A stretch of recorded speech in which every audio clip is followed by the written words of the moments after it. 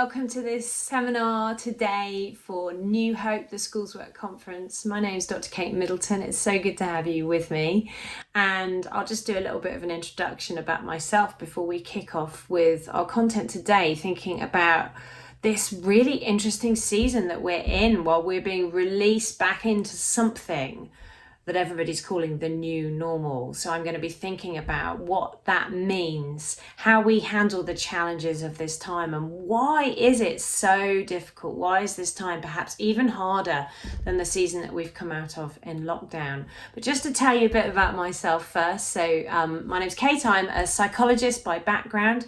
I am one of the directors of the Mind and Soul Foundation. So we are based at mindandsoulfoundation.org, and we're a national organisation. We're really passionate about encouraging the church to engage with this whole area of mental and emotional well-being. So that's not just when you're unwell mentally or emotionally, when you're struggling with mental health problems. It's about this bigger topic and the whole question of what does it mean to live life really well in whatever season we're going through, whatever life is throwing at you. How do we not just survive but thrive in spite of the challenges of 21st century life, whatever they are?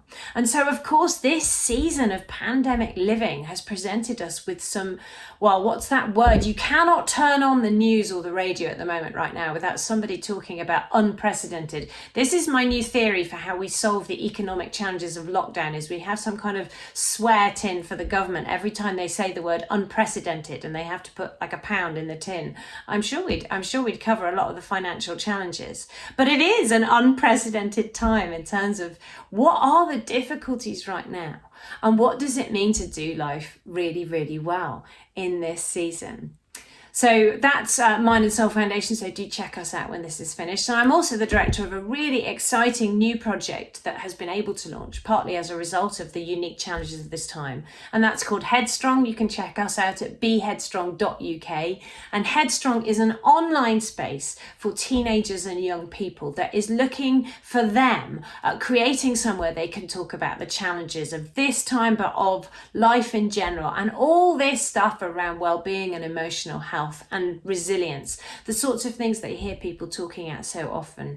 And really what we want to do with Headstrong is speak a better story over this generation of young people who, particularly in this unusual time, are just hearing so much negativity about themselves, about their future, about the world they're growing up in.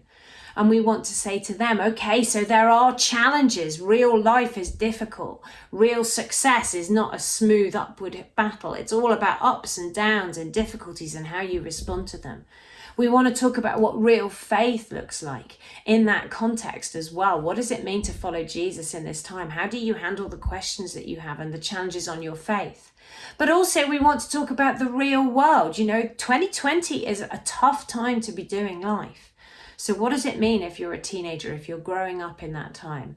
How do you do that well? So that's beheadstrong.uk, so check that out as well. But for now, let me carry on with our content for today. And this is a really interesting season because we're coming out of 6 months of lockdown. And lockdown was this weird time that took most of us by surprise. Even though we sort of knew something was coming, we look back now and we think about how naive we were before it happened. Just thinking about those early weeks in March and how little we understood how dramatically our life was about to change. And lockdown obviously had its challenges, but there were two things going on within lockdown that did help us in terms of how we managed them. And number one was this real sense of clarity. Lockdown may have been harsh, but in a lot of ways it was simple. The message was very clear. Stay at home and stay safe. And for the vast majority of people, unless you were a frontline worker and had to be getting out and going to work, that was the message. Stay at home, stay safe.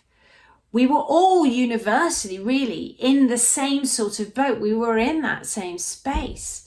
And there were differences in terms of how it affected us and how strongly we had to follow those rules. Because, of course, some people who were shielding or who were more vulnerable had to do that for longer and had to follow much stricter rules. Some people were furloughed, so literally lost their means of productivity, their work, the stuff that they normally did. For other people, the way that they work just changed completely as they had to adjust to doing that from home. Maybe there were extra challenges for some of us. I've got 2 kids. I've got a 15-year-old and an 8-year-old. So we were thrown into the wonderful world of homeschooling, which alongside my husband and I both working full-time in quite demanding jobs was a bit nuts, to be honest. So there were some differences, but there was still basically a big clarity. And the number of decisions you had to make day to day were fairly small. Everybody just had to stay home. Our main challenges were how we manage the complexity of what that looked like for each of us. And also for many people, actually the biggest challenge were how to fill your time. It was around isolation, boredom, loss of productivity. The actual decisions and challenges about how to carry on with everyday life for a lot of people were dropped. And some people found a relief in that, a release. And a dropping of some anxiety and some pressure around having to go out and go into the real world.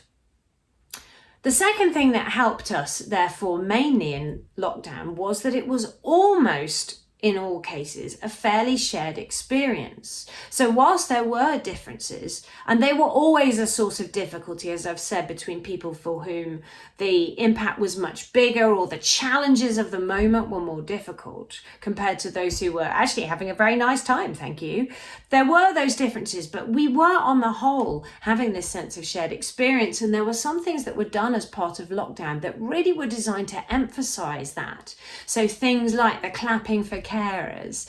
You know, if you went out on your driveway at the right time on the right evening, you would see people all around your neighborhood coming out to do the same thing, and that sense of something shared was really powerful. And we know as psychologists that in moments of acute crisis and difficulty, a sense of shared experience and common fate is really important. It helps us as human beings if we feel like we're all pulling together.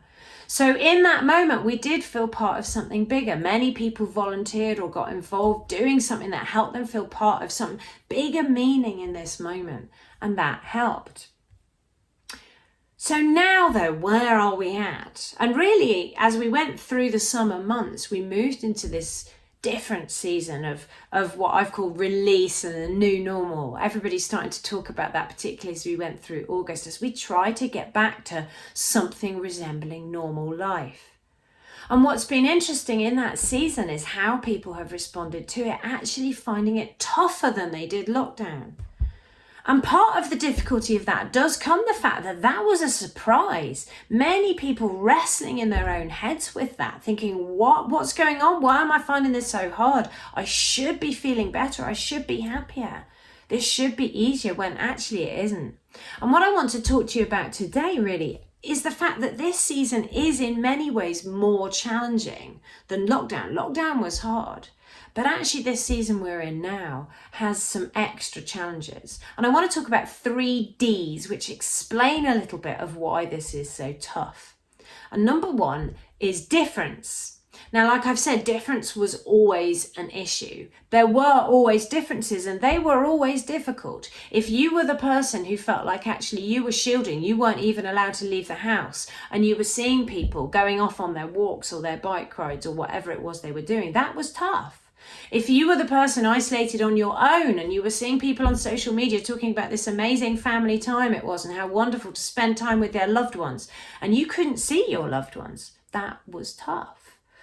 If you were the people feeling under immense pressure because you were juggling demanding jobs, maybe frontline working, facing new challenges, tougher hours, exhausted, and you were seeing people messaging about doing their garden or the wonderful time, again, they were having with their children, that was tough. But in this season, the differences have in many places become magnified, because some people right now are going back to something that looks and feels a lot like normal life. The clarity is gone. We're not all just staying home and staying safe. In fact, we're being told if you can go back to something like normal. But not everybody's able to do that. It depends very much on your circumstances. And a lot of the challenge that we've seen in this time is where it feels like that difference is very magnified. So again, people sitting at home who feel like they're not able to go out, maybe aware of their own greater vulnerability, looking out on people who look like they're acting like This is not an issue at all, like life has got back to normal. The differences that we see between different people groups are a challenge. We've seen some scapegoating too. So one people group blaming another entirely for something that happens, because when it feels like differences are there, our instinct as human beings is to retreat back into our own group that feels like these are the people who are like me, and we look out on another group who feel different. And our tendency can be to place judgment on them, and that makes the differences feel even wider. So I know I've done quite a lot of teaching in the last couple of weeks with teenagers and young people, and the message I'm hearing from them is they feel victimized, they feel blamed, they feel the injustice of that stuff. They feel like people are saying it's them ignoring all the rules, causing the rises that we're seeing in virus rates. So that difference is a real challenge. The second D is dissonance, and dissonance is this psychological term that we use when there's a clash between two things. And at the moment, our dissonance is life that looks and feels normal, but then at the same time really, really isn't. And that dissonance in your head triggers negative emotions as your brain tries to alert you that something significant is going on here. So you're walking down the street and it feels totally normal, but then you see someone coming the other way wearing a face mask, and your brain's going to trigger you a spike of anxiety to grab your attention, to make you focus on something that's weird, something that's out of the normal, something that's dissonant. And so in this season, because we're experiencing lots of those moments, we're juggling more negative emotion spikes than we normally would. And we're also having to put in extra cognitive effort. You know, I went to a meeting last week with someone I've not seen in months. And literally I go into the meeting and I recited this to myself: do not hug, do not hug, do not hug. Because cognitively, that's hard work. We're trying to get back into our normal routine, the automatic patterns that we do, but actually we can't completely relax into them. We've got to stay on it. So our cognitive load, the amount of work your brain is having to do, is still higher. There's a lot to learn. There's a lot to get used to. Again, hearing from kids and teenagers in school, you know, I'm hearing a lot of indignation. I'm getting into trouble for doing this wrong, but I'm trying really hard. And we're all in that space, really, trying to remember things. I went into a shop this week, got halfway around the shop and realised I forgot to put my face mask on, just not concentrating in the moment. So there's extra challenge, extra demand for us. And the third D, therefore, is the debate, the decisions that we're having to make all the time, because we don't have clarity now. There is debate and disagreement and argument. The guidelines have been made more clear now. There is this extra clarity, but even within that, I'm hearing so much conversation. Is this okay? Is it not okay? I'm thinking of doing this. Should I do it? Should I not? And again, those debates, those decisions become more difficult if you're in a position of relative vulnerability, or if you have people in your household, in your family, or in your bubble who are in that space. Managing just the understanding of the potential risk that you might be exposing yourselves or those people to, deciding what to do, is so difficult. And the debates that come up again on social media, it's become such a snarky place, hasn't it? And we're even being encouraged now to shop our neighbours and our friends if we see people who are not going along with the guidelines. We've all started to police one another. And the risk is that becomes a negative thing. It becomes a source of more stress, more conflict, more anxiety, as we feel like we might be criticised for things that might be genuine errors or just confusion or bewilderment. And we're all so exhausted. Everybody's so prickly. It's so easy for arguments to flare up around some of this stuff. And on top of that, in this moment, we have a big challenge, which is to process what the heck has happened to our life? What has happened to our world? What has happened to our culture? Because in lockdown, we could approach it like it was just this crazy few months. I mean, whoever thought it was going to go on for 6? But we could process it just as this acutely weird time. What we've got to do is get our heads down, get through it, and it's all going to be fine. Now, though, we're talking about normal, new normal. This is the way my life is now. And even now in this season, so as we come towards the end of September and we're seeing virus rates go up, I think many of us are starting to realise that the reality of what this is going to look like You remember way back in August, Boris gave that announcement where he was talking about things would be normal by Christmas. And in our family, that got us through a lot of August. Every time something happened and there was a spike of anxiety, somebody somewhere would shout, normal by Christmas. And we'd all be like, we'd all laugh. And because we kind of knew that wasn't going to be reality. But in this season now, we are thinking, gosh, this isn't going to be normal by Christmas. Like, when is life ever going to get back to normal, or is this a total change to how we live? And what does that mean? And what does that mean, not just in practical terms for how we do life or school or work or whatever, but what does that mean to the sort of basic foundational building blocks that we have built life on? You know, as adults, we all have concepts in our mind that are about our own identity, our relationships, the nature of the world. They're things we can depend on, and we've built our lives on those things. And they are things like our understanding of our security, our safety, the things that we can rely on, the things that we can depend on. And the problem is that this season has challenged a lot of those things in a way that actually nothing ever has before. So if you think about the core friendships and relationships that you most depend upon, many people would never have perceived of a reality that could separate them from the people who were their main support network. And yet, overnight, that happened. We weren't allowed to see anyone who didn't live in our household. And yeah, we can do it on social media, but it's just not the same. Even now, we're 6-7 months in, there will be so many people you have not hugged in that time, and you are still not allowed to hug them or even place a hand on a shoulder. This is a huge change, and your brain is trying to figure out, what on earth does that mean? What can I rely on? In a world where A-levels can be cancelled at a moment's notice, even those structural things that are just part of life, what if you can't rely on those? And what about your concept of yourself? You know, many people have had to adapt their understanding of their own vulnerability in this season, where maybe if you've got a baseline health condition and that hadn't really affected your life much, and you learn to manage that really well and carry on with normal life and your job and your friends and family, and then suddenly you got a letter through the door that said, actually, you are vulnerable, you cannot leave the house. That's a huge change to your self-concept. Within the midst of lockdown, we had other challenges that have made people reassess their vulnerability, their identity.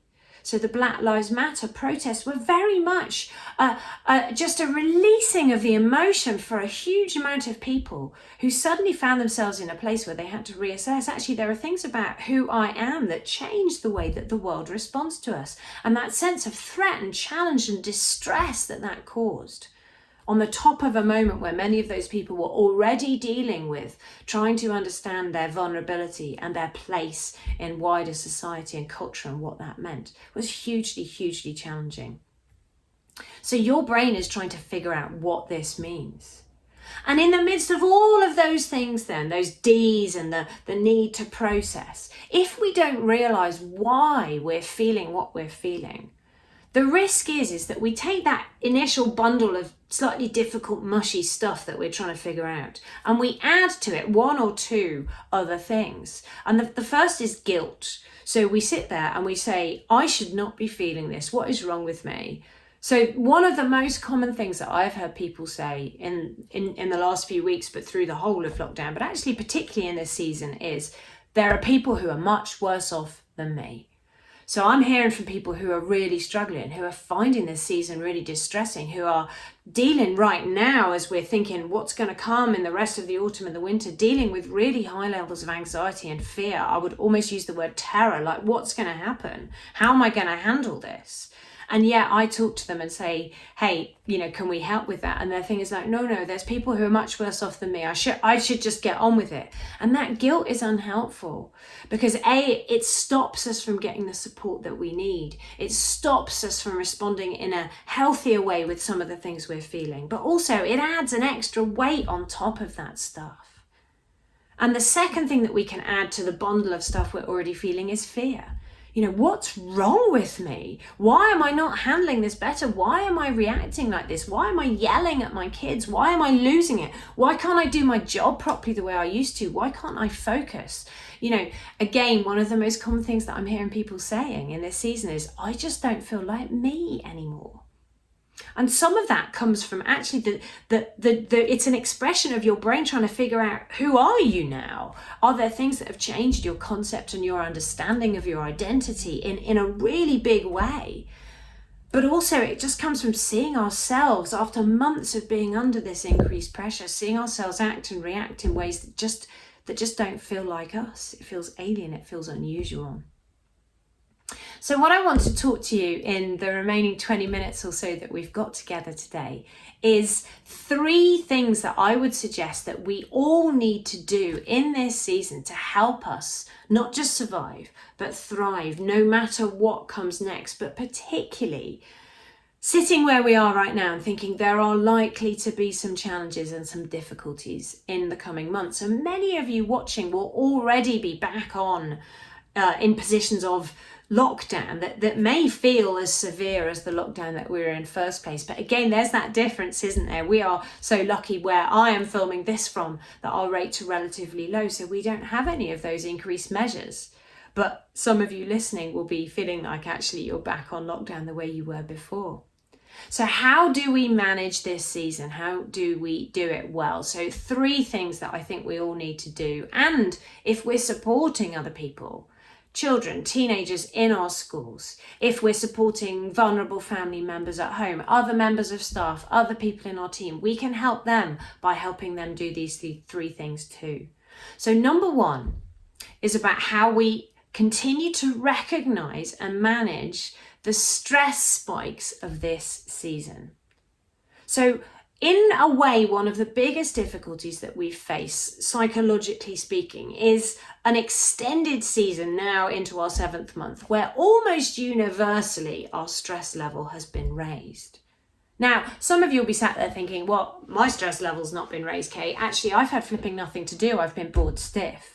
But one of the interesting things about how your mind works is how stressful boredom is, how stressful it is if you lose your productivity, how stressful it is if you lose your rhythm and your routine. So one of the things that your brain uses to keep stress levels low is its sort of automatic pilot setting, the rhythm and the routine of what your normal days or weeks look like. And the repetition in that, the predictability of that really helps your mind, because it means it doesn't have to think about things. It just gets on with it. So it's like climbing a wall, but using the same handholds every day. And you can really just reach for them. And even if the climb is actually quite challenging, the fact that it's the same one you do every day means it becomes routine. And you can do it without thinking much. But in this season, in this unique, unprecedented way, everything about our life has changed. So you've still got a wall to climb, but it might be a different wall. There's new boulders around, and those handholds are just not there. You've got to hammer in some new ones or find a new way to navigate the challenges of this season. And so your mind is having to do loads of extra work, even if that biggest challenge is actually, what am I going to do with yet another day off, or another day on furlough, or another day stuck at home? That stuff is challenging. And some of the things that we've lost as well as part of that, like connections with other people, are the ways that your brain balances stress as well. So not only have we raised stress, but we've lost some of the things that would automatically lower it, like the physical connection with our loved ones. You know, if we have a hug with someone, your brain actually releases a chemical, your body releases a chemical that, amongst many other impacts, drops your stress level. And we're not able to do that so much now. So everybody's stress level has risen in this season. And the problem is that we all have a crisis point. So we all have a point at which our ability to manage the stress that we're under starts to become challenged. And that's because stress isn't just an emotional thing. You know, we talk about stress like it is just us being a bit over emotional. You know, we say to one another, don't stress out, stop stressing about this.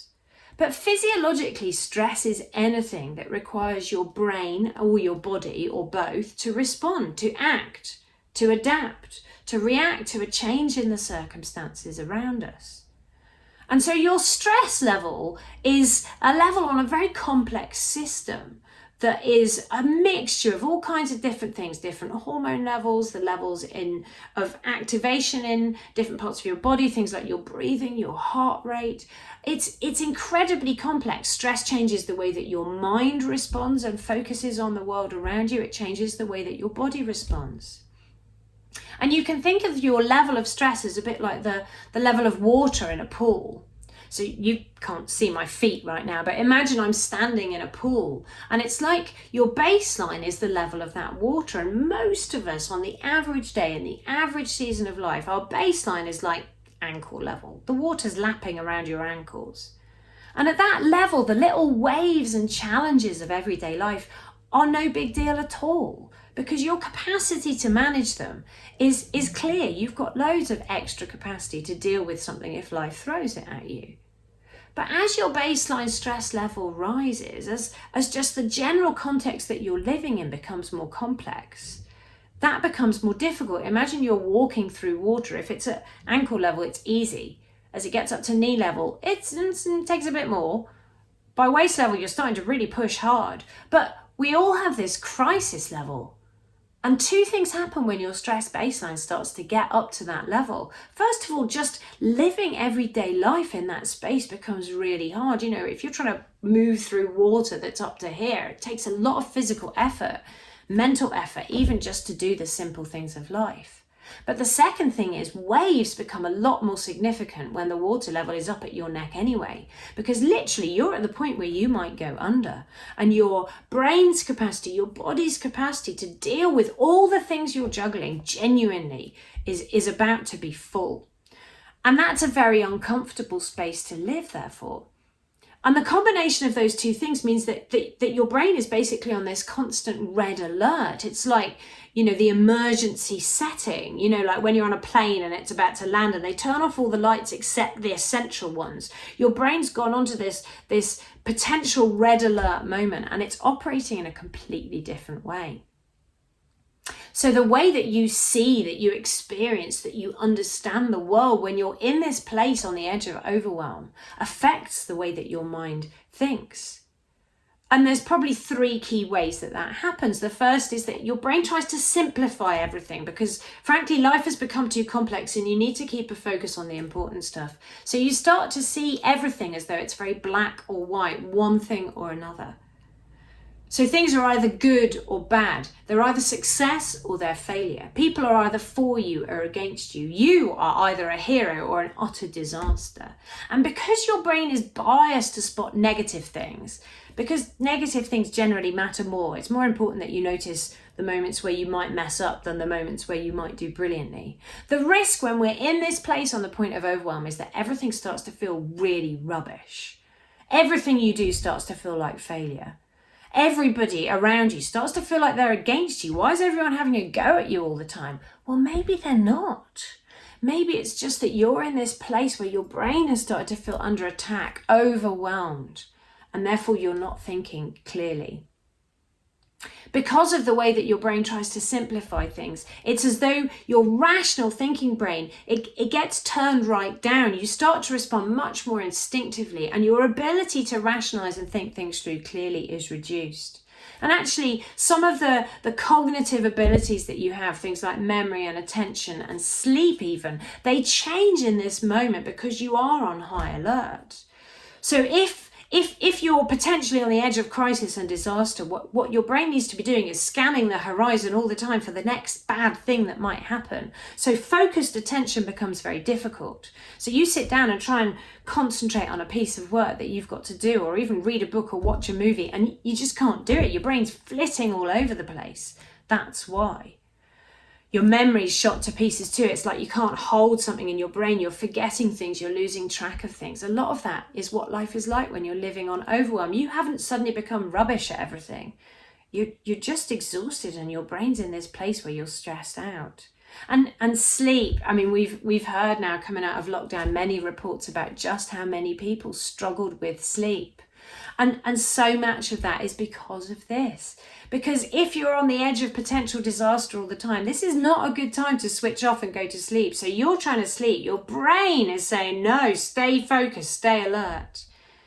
Or maybe you've spent the whole day trying not to think about all the things that are worrying you, all the anxieties you have, all the things that could go wrong, and filling your mind with other stuff, keeping busy. And then you lie down and try to go to sleep and you want to switch off your mind, but your brain is like, finally, I can get your attention. And so at the moment when you least want to, suddenly it's buzzing, it's full of all your worst fears, all your worst worries. So sleep can be a real challenge. And the third thing that changes is our emotional hypersensitivity. Because one of the interesting things about the way that particularly the emotions of anxiety and frustration work is that they're on the same physiological system, because they are emotions that are all about grabbing your attention and making sure that you don't miss something that could be significant. So anxiety is your brain's way of grabbing your attention and warning you something bad might be about to happen. It's like your brain's smoke alarm.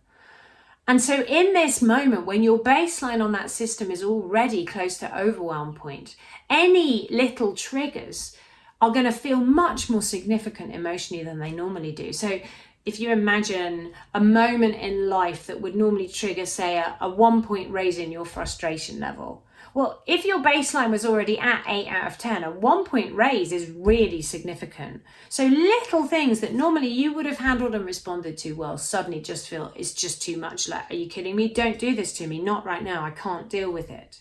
So we become much more emotional, much more prickly, much more hypersensitive. And this is another reason that we're seeing so much conflict and argument right now, because little things and people just react. And in that moment, you're not in a place, because remember, your rational mind isn't operating as clearly as normal. You're not in a place where you can rationalize that and understand. It just feels to you in that moment like everybody is against you. So we're in this place where a lot of us are operating on the edge of overwhelm. And that's just exhausting. You're not designed to live like that long term. So in this season, it's really important, first of all, that we recognize that we reassure ourselves you're not going mad, you haven't changed. The kids in your family or in your class at school or whatever, they haven't suddenly become like little horror versions of themselves. They're just dealing with overwhelm just like you are. And maybe you're not responding as well to the little challenges that they present you with because you're dealing with overwhelm. So don't be fooled, but don't be freaked by the way that you're reacting or the way that other people are reacting. Let's recognize that our stress levels are high. One good piece of advice is that just in general, when you're near overwhelm, it's not a good time to make major life decisions. So if we recognize those moments in particular, because we might have a raised baseline, but as well as that, there might be key moments where something happens and then we're just pushed right into that overwhelm zone. Recognizing that that's happened is a really good start. Just saying to yourself, things probably aren't as bad as they feel right now. Maybe that person isn't really against me. Maybe I'm not as rubbish as I feel in this moment. Maybe it's just that my mind isn't responding in a great way right now. The second thing we need to do with our stress moments like that, though, is manage them. So what are the things that you're doing right now to manage the increased stress of this season? Because you need to. Believe me, you need to.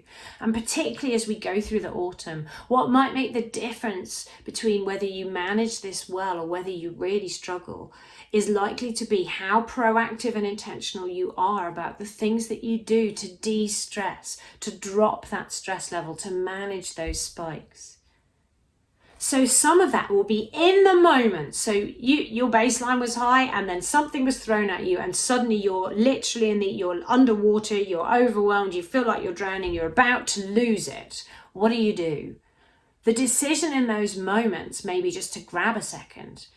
Take a moment, go get some fresh air, get yourself out of the context, nip to the loo and do some deep breathing exercises, make yourself a cup of tea, sit on the back step, find somewhere you can see the sky to change your perspective and just grab a moment. Talk to a friend, find somewhere that is safe and appropriate for you to vent for a second and just drop that level. Anything you can do in the moment is important.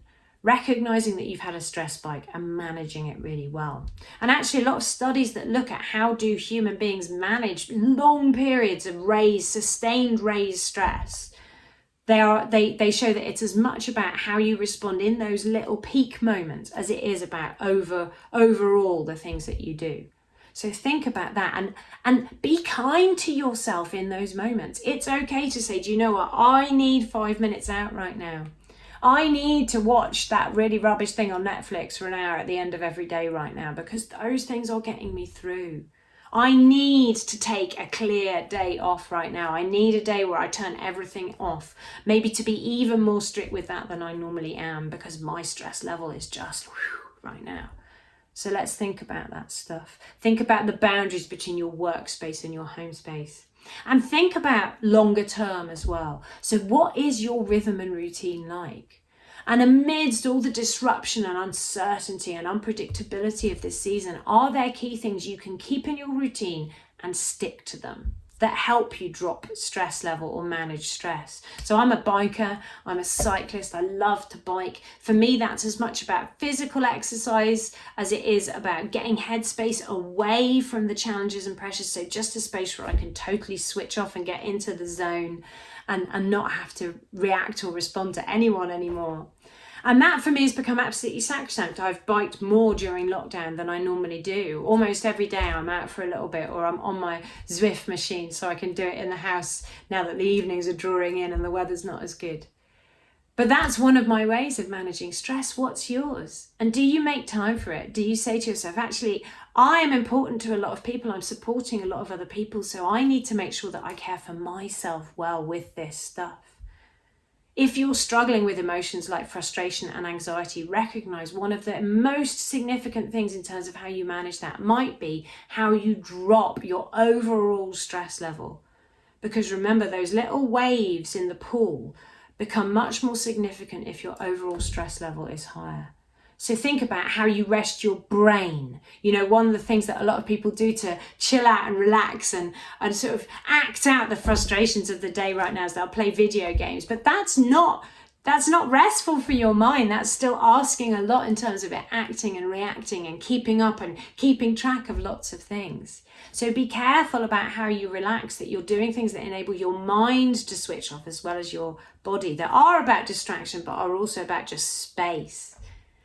You know, I love that in the Old Testament when it's talking about Sabbath and the need to rest and have that as part of our regular routine, one of the ancient Hebrew words that is used when they're talking about what Sabbath is about literally just means stop. And you know, this isn't rocket science. What are the things that place demands on you normally in your everyday life, or not normally in this new weird world that we're in? And where are the moments where that all just stops and goes away?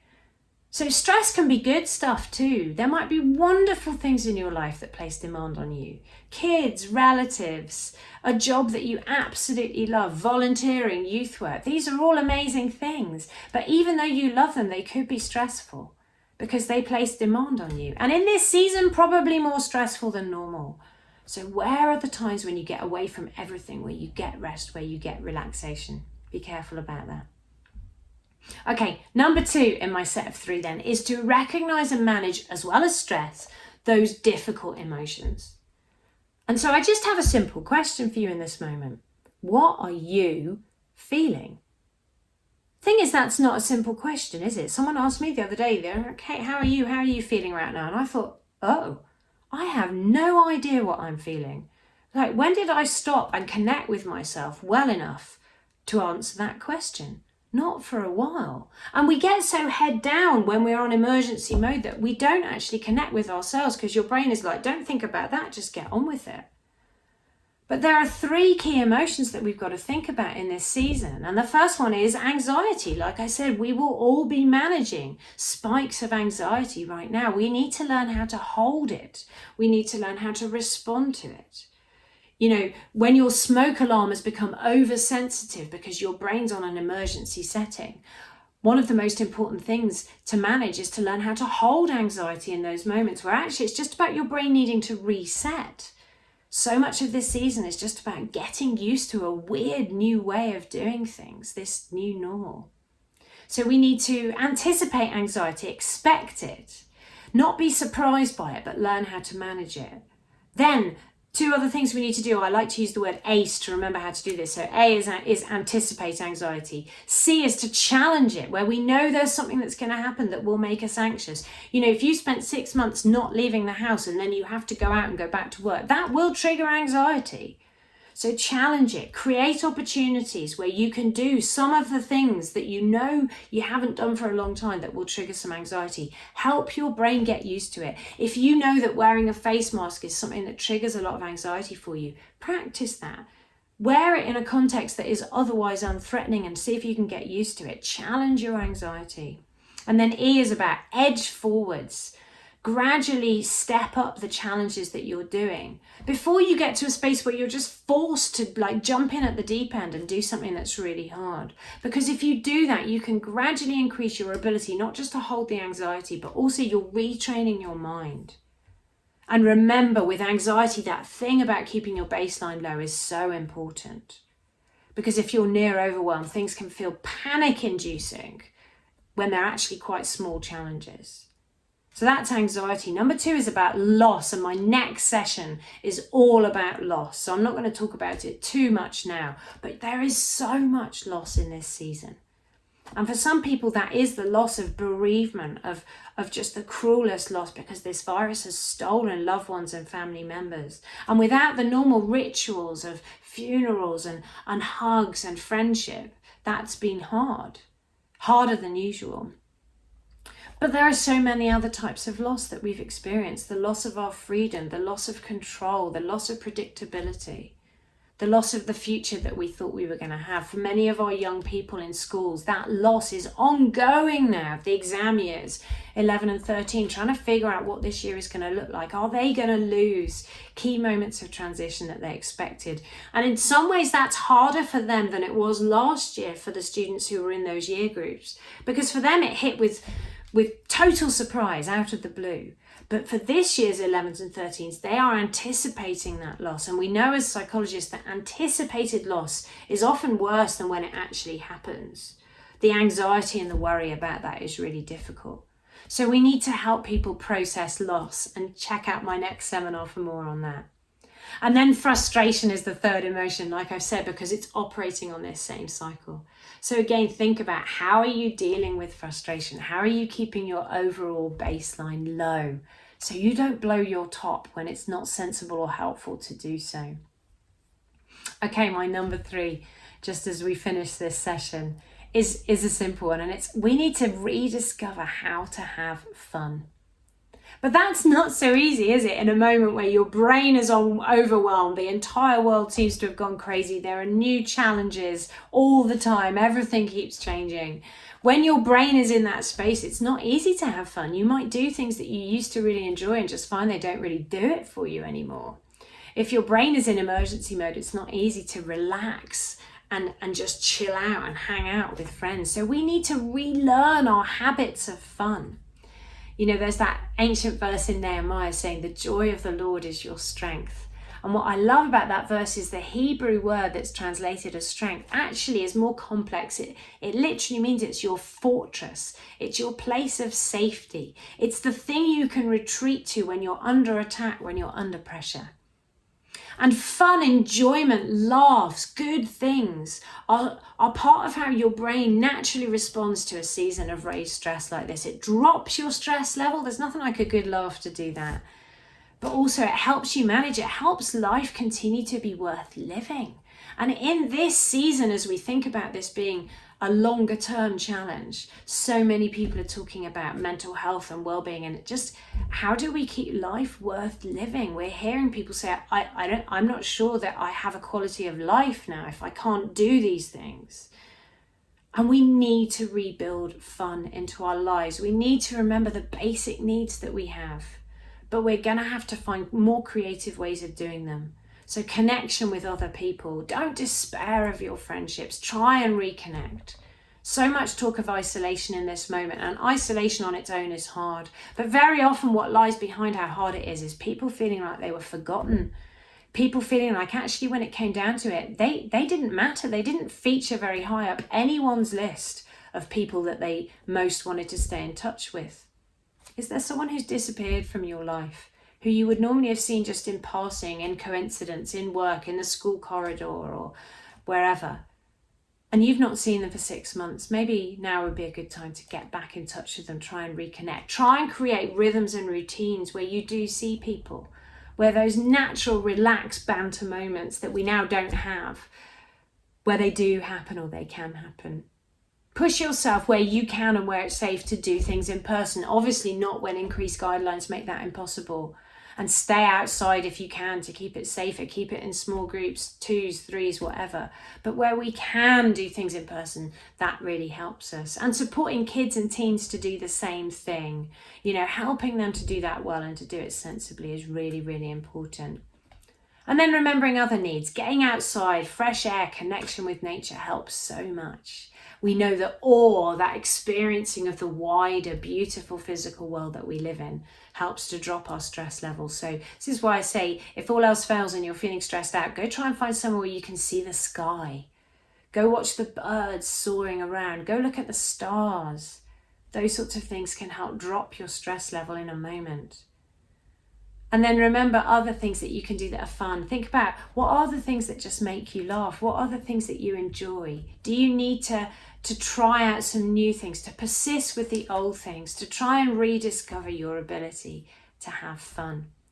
Think about that stuff too. So recognize and manage moments of high stress.